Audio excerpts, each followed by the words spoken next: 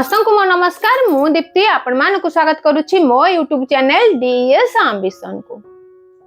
कथार अछि स्वास्थ्य ही संपद। प्रत्येक व्यक्ति निश्चित भाव निजर स्वास्थ्य प्रति जत्नवान होगा निहाती आवश्यक। जदि परिवार पाखरे बा निज पाखरे उत्तम स्वास्थ्य नथिबो केबे हेले से परिवार आगो को बढ़ी परिबो नाही किबा तार आय को वृद्धि करि परिबो नाही। यार ऊपर कम्युनिटी सपोर्ट स्टाफ मानकु दिया जिवो ट्रेनिंग कौन रही ट्रेनिंग रे केते दिन धरी क्यों माने तालीम नेबे ता आज वीडियो रे मु आपण मानक सहित आलोचना करिवि। आशा करूछि आपण माने शेष जाय मोर एही वीडियो सह जोड़ी होई रहिबे। आपण मानकर सुचिंतित मतामत कमेंट बॉक्स रे जणाइबे। जदि वीडियोटी भल लागला तबे लाइक करिवे शेयर करिवे। जदि हम चैनल को नुआ कर विजिट करछन्ती तबे सब्सक्राइब करिया को भूलिबे नाही।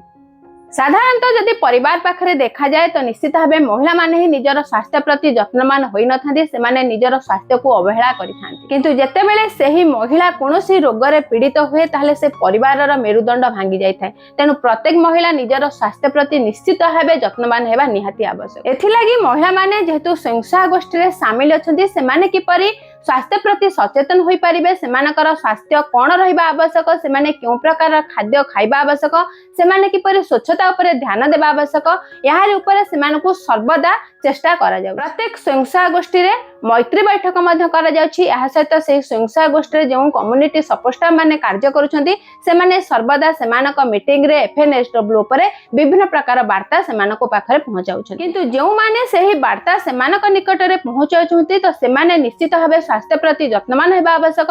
सरकारकर जो प्रकार स्वास्थ्य योजना रही से संबंध में से जानिबा आवश्यक। एथि लागि प्रत्येक जिल्ला रु 2 जण लेखाएं कम्युनिटी सपोर्ट स्टाफ मानकु एफएनएसडब्ल्यू उपरे तालीम दिया। किंतु बौद्ध देवगढ़ जिल्ला रु 6 जण कम्युनिटी सपोर्ट स्टाफ माने नेबे तालीम। सेही परि झारसुगुड़ा नुआपड़ा रु 10 जण लेखाएं पार्टिसिपेंट नेबे तालीम। यहा सहित संबलपुर रु 12 जण कम्युनिटी सपोर्ट स्टाफ माने एही एफएनएसडब्ल्यू तालीम नेबे। एही तालीम 314 ब्लॉक रे करा जिवो। जो माने एथिरे तालीम नेबे से माने निश्चित भाबे 314 ब्लॉक रे मास्टर ट्रेनर भाबे निज जिल्ला रे कार्यकारी प्रत्येक ब्लॉक रो कम्युनिटी सपोर्ट स्टाफ मानकु देबे तालीम। जहा द्वारा कि प्रत्येक कम्युनिटी सपोर्ट स्टाफ माने निश्चित भाबे सेमानकर स्वयंसहायक गोष्ठी हो आंचलिक मंच हो ग्राम पंचायत स्तरीय संघर बैठक हो एफएनएसडब्ल्यू संबंध में तालीम देबे सेमानकु सचेतन कराई। यहाकु 3टी बैच रे भाग कराई छि। प्रत्येक बैच को 2 दिनिया लेखाएं तालीम दिया जिवो। एही तालीम सेप्टेम्बर 1 रु ही आरंभ करा जिवो। एही ट्रेनिंग कटक जिल्ला रो OMFED training and demonstration centre ही करा जिवो।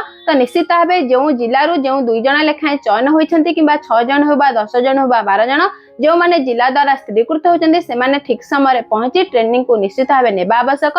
जहा द्वारा कि से माने मास्टर ट्रेनर भाबरे प्रत्येक ब्लॉक रो कम्युनिटी सपोर्ट स्टाफ मानको एफएनएसडब्ल्यू संबंध रे तालीम देई पारे। एही परि भाबे स्वयंसहायक गोष्ठी आंचलिक मंच ग्राम पंचायत स्तरीय संघर विभिन्न प्रकार अपडेट जानिबा लागि निश्चित भावे आम चैनल डीएस एम्बिशन से जोड़ी होई रहंतु।